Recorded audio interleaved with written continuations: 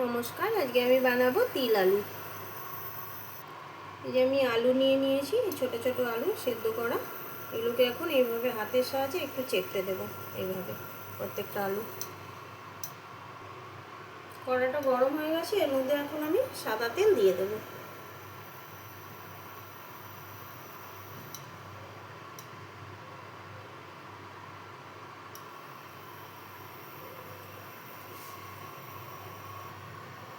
কুচনো পেঁয়াজ দিয়ে দেবো।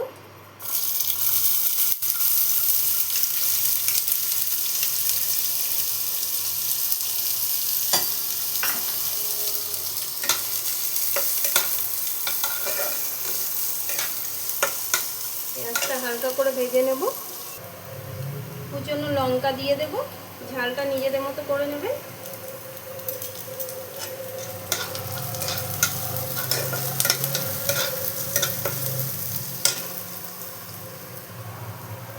স্বাদ মতো নুন দিয়ে দেবো।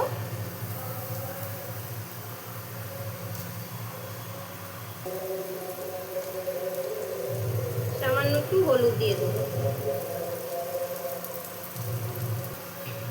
এবার সেদ্ধ করে রাখা আলুটা দিয়ে দেবো। এটা ভালো মতোই মশলার সাথে ভেজে নিতে হবে। আলুটা অনেকটাই ভাজা হয়ে গেছে মশলার সাথে। এই যে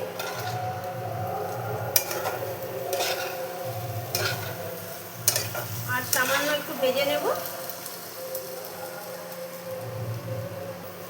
এখন আমি এর মধ্যে চিলি ফ্লেক্সটা দিয়ে দিচ্ছি। বেশি দেবো না, কমই দেবো, ব্যাস।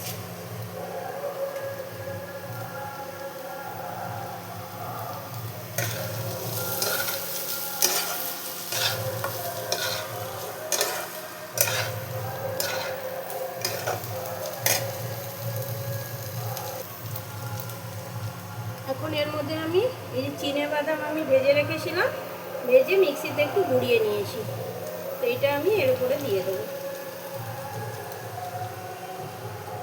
2 চামচের মতো দিয়ে দিলাম।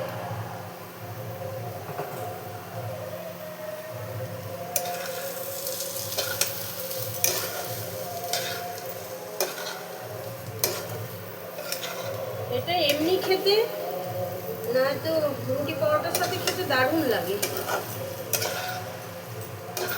বেশি এমনি এমনি খাওয়া হয়ে যায় বানালে, মানে এত স্বাদ হয়। এর মধ্যে এখন আমি এই সাদা তিলটা কিন্তু ভেজে রাখা তিলটা দিয়ে দেবো এর মধ্যে।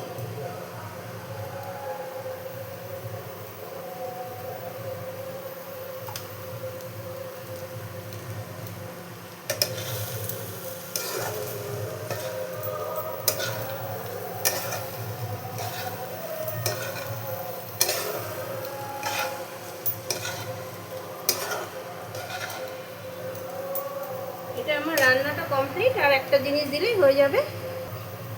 এর মধ্যে এখন আমি কুচনো ধনে পাতাটা দিয়ে দেবো।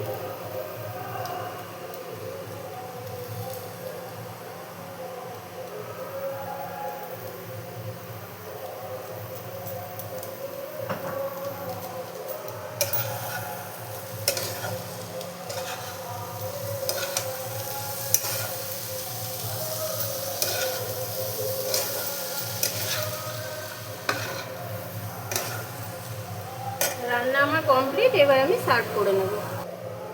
রান্না কমপ্লিট, এবার আমি সার্ভ করে নিচ্ছি।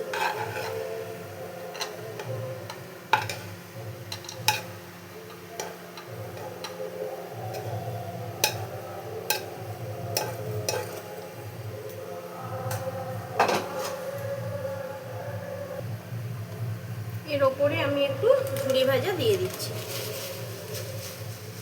এই ঝুরি ভাজাটা ছড়িয়ে দিচ্ছি।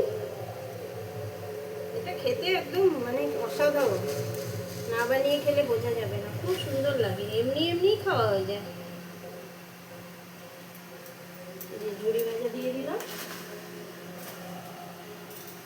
এটা সাদা ঝুরি ভাজা, মানে এটা শুধু নুন দিয়ে ভাজা, মশলাওয়ালা না। আপনাদের কাছে যেটা থাকবে, যে ঝুরি ভাজাটা, ওটা দিতে পারেন, না থাকলে নাও দিতে পারেন। তো রান্নাটা কেমন লাগলো, যদি ভালো লাগে তো একটা লাইক করে দেবেন।